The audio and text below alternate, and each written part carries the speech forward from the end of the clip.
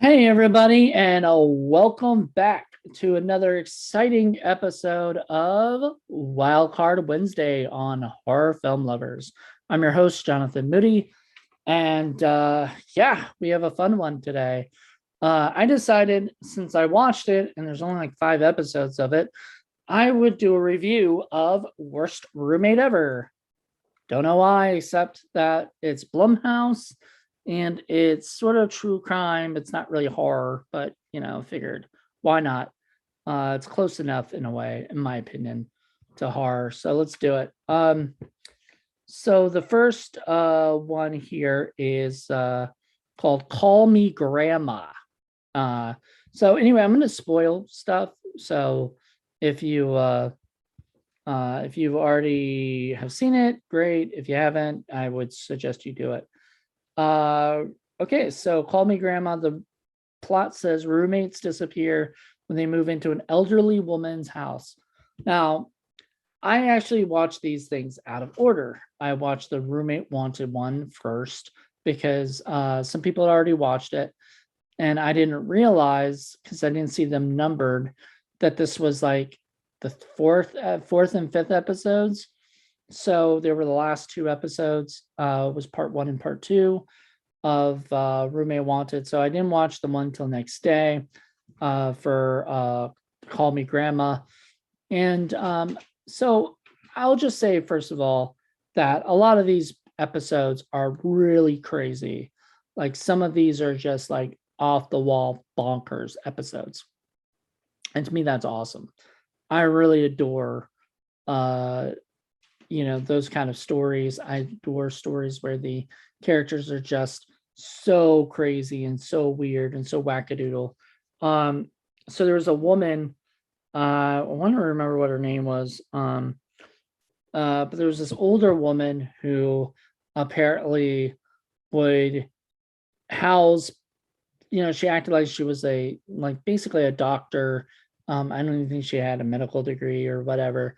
And she would have these old elderly people that she would basically care for and then, kill off or whatever. And she's done this for years.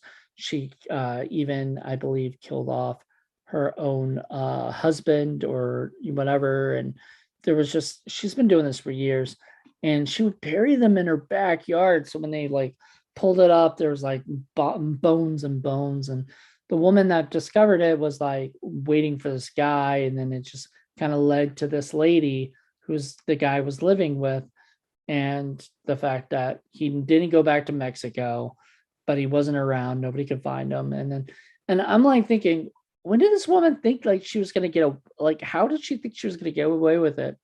um and then she like fled at one point, and the cops found her, and then they arrested her, took her away, and she said something to them like, I used to be a better person or whatever. And I was like, I'm sorry. Like, I still don't feel sorry for you. You know, you fucked up, you might have fucked up badly and you might whatever. But I think really when she was saying stuff like that, she just got caught. So she was sorry about being caught. She wasn't sorry about her real feelings about murdering people.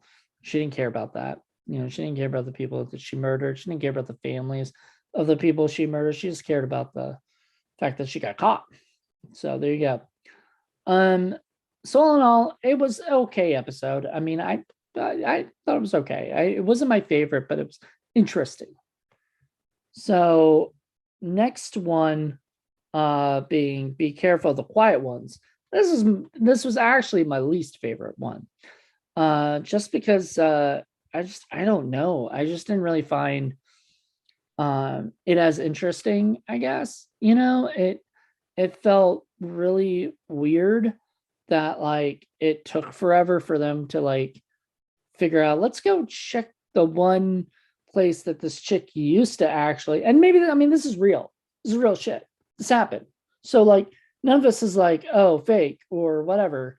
I don't think. I don't think any of this is actually fake. But I was looking at it going, I don't I like. I feel like, why wouldn't they have done this if they knew this chick, actually, this girl would that died, unfortunately, and she had but they had found out that he had like sort of pinpointed where he was at by looking. And I mean, that to me was weird that he would actually geo on the computer, like zoom in on where he was. Like, I was like, wow, he's just giving his fucking the location away like that. Like, why would he do that for himself? Like, why was he gonna do that? Why wouldn't he, if he knew where she was or whatever? So he, like, murdered and first, like, he spoke somewhat English, somewhat good English or whatever when he moved in and when he talked to her and everything. And then when they started talking to him, he started like acting like he couldn't speak English and stuff, and probably trying to get people to have some sympathy for a person who, English was a second language. It just, I don't know, it just wasn't as interesting. I think even the grandma one was a little better. But and then I was like, crap, it's not good, because the first one I watched, the Roommates Wanted one, was like my favorite at that time. So I was like, all right, well, maybe this next one will be better, hopefully, and it's actually my favorite of all of them. So nobody was murdered in the third one. There was murders. There was like 7 murders in the grandma one. I'm like, good God. Or wait, more than that, maybe 9 or 10 murders. There was like a lot of murders. In the other one where it's kind of quiet, and be careful of the quiet ones. It was like 1 murder, and it was the roommate who got murdered. So I kind of expected that kind of thing. This next one, there were, as far as I know, there were no murders, but there were 2 attempts at murder. He tried and was sort of like comedic in a way. So this guy was saying he was a Palestinian guy. He was actually Lebanese, but he claimed he was Palestinian, and he was going to run a marathon, and he used all these people, and he kept trying to use people to get more money so he could ventures and do all these things. He didn't have any money, but he like was con man. So he conned these people out of like $10,000 or more or whatever. Actually more, because a lot of people actually flew out and did stuff. And so he like conned all these people out of all this money, and then never ended up using any really of the money they had, or if he did, that squandered away real quick. And then he had all the money that like these people had. So he tried to kill 2 people. One guy was out in the woods, and this was the weirdest part. He was out in the woods, and he attempted to kill this one guy by like hitting him over the head with a stick or something. And the guy ended up wrestling him. They both ended up falling. And then before the guy could like basically, try to hurt him or whatever, people were watching, so nothing could happen, and it's awkward and shit. So the guy knew like this guy's dangerous, or could be dangerous to anyone else. And then he did it to another person, did the exact same thing, and it sounded so strange. But this was before cell phones like had GPS all over the place and stuff. And so they were out in the middle of the woods the first time, and he was looking for like a lawyer office. No, it wasn't a lawyer office. That's the second time. Or was it the lawyer office the first time? And the second time was like a realtor office, So first time was a lawyer office, and he murdered, or he tried to attempt to murder that guy. Second time, he was with this, they were supposed to be moving into this apartment, and he had all the money with all the people. And he said this real estate person, they couldn't find the place, finally found the place. They walked all over the place, found it. Then they went out to drink and celebrated.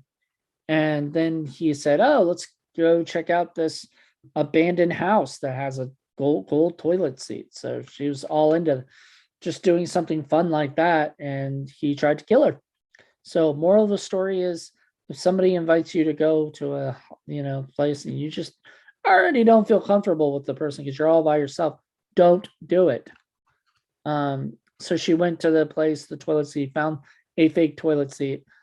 She turns around and he like basically just knocks her out, and tries to bury her alive in the house, in the abandoned warehouse, I think it was, sort of thing. So then she actually was too shallow of a grave that he dug, and she was able to get out, and she went there, and then she went back home, which I would have thought she would go straight to the police. I mean, I guess if you're sort of like, she had like a gash on her head and everything, and so there's a lot of other shit that happened in this whole thing. It's a great episode, and the craziest, scariest thing is that guy is still out today. Nobody knows where he is, where's whereabouts. That guy is still out there. I'm guessing we'll hear more about him someday, because somebody will see him and notice him, unless he changed his whole identity, has gave himself a complete makeover. But that episode was creepy as fuck. Probably my favorite, actually. So that was my favorite. Then the roommate wanted one, which was about a serial squatter, that was my favorite for a bit. Like, I loved that one. So maybe this almost might even be tied, but like, there was the serial squatter was so good. He was like this guy who's, and what I noticed was they always talk about how all these people are sort of brilliant. They're very smart. They know the system. They know what they're doing. They know how to beat the odds. They've gotten away with this so much and everything. And this is what this guy did. He did it before, the first time. And then it goes into his backstory about his family and his, I would have loved to hear a little bit more about the other guy, the Marathon Man guy. But this one, oh man, this guy was just creepy and scary, and California has that law about if you get mail sent to your place, or if you're there for like a certain amount of months, if you're there for like more than a month, I think it is, might be a little bit more, might be 3 months, but if you're there for a little bit, you can't be kicked out. Nobody can just evict you. You have to, which is scary, because especially since they're not on the lease. So that gives you an idea of like, just be careful who you pick as a roommate, and that's why I really love the shows. Like, I love shows where they kind of show this, stuff. Because it can be scary. Like, when I was lucky because one of my roommates was like my best friend, and the other one is a best friend of mine who I didn't really know. I mean, I knew, and we met up beforehand and everything, but she didn't know me. I could have been a psycho serial killer for all she really knew.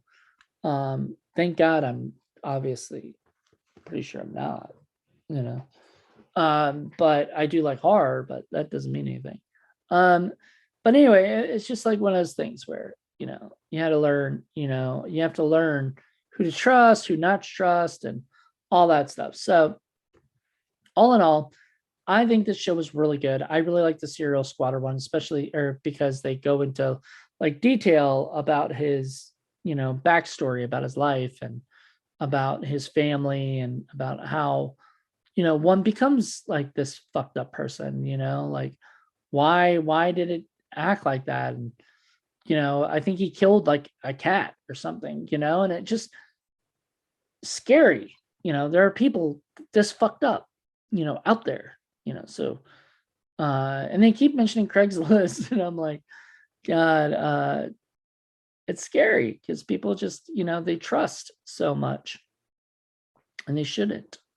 But they do, because, they think, oh man, this guy's going to be the person that saves my behind. Nope. They just cause more stress. So anyway, all in all, I suggest you guys check it out. It's on Netflix. It's produced by Blumhouse. Blumhouse is a production company. horror production company. They're really awesome. I enjoy watching most of their stuff. They get done like Get Out. This is a horror film lovers. If you don't know who Blumhouse is, I don't know why you're watching a horror film lovers thing.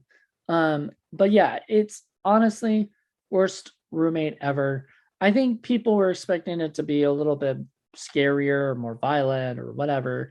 I liked it. It felt like something you would see on like History Channel or one of those, network shows and everything. And it was really well done. Thank you, Blumhouse.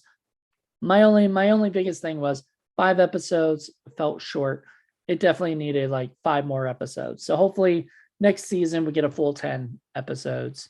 And people are like, oh, I want the next season now. And I think it's not coming out till 2023. But if that happens, hopefully it does. Hopefully it gets, enough attention and helps Blumhouse get more stuff. Because I would like to see them do more of this kind of stuff where it's docu-series, where they're talking about other kind of creepy true crime stuff. And that is a lot of fun. So all in all, I would suggest watch it. And it's very quick. It took me 2 days, but I could have watched it in a day. I just had other stuff, and I watched 3 episodes one day and 2 episodes one day. So if I were you guys, I would definitely check it out and let me know what you think. It's a lot of fun. And I highly recommend it. So join us. Okay, so this is going to be interesting. So because of last week, I wasn't able to put what is it? Episode was it 5 or whatever? Yeah, 5 of First Time Watch Friday up. And so the episode 5 is going to be released on this Friday. And then next week we'll not have a wild card Wednesday or a mainstream Monday. So the following week we'll be back to the shenanigans, and it'll be all caught up. It'll be on, I guess, 7, by then or something, or so. Yeah, 6 or 7, whatever it is. So there you go. So check it out. Hope you guys enjoy this. Let me know what you guys think, and let me know what I would like to know what you guys want from Wildcard Wednesday, because this is literally, it's called Wildcard Wednesday because we could do anything. We could do a review, we could do interviews, we could do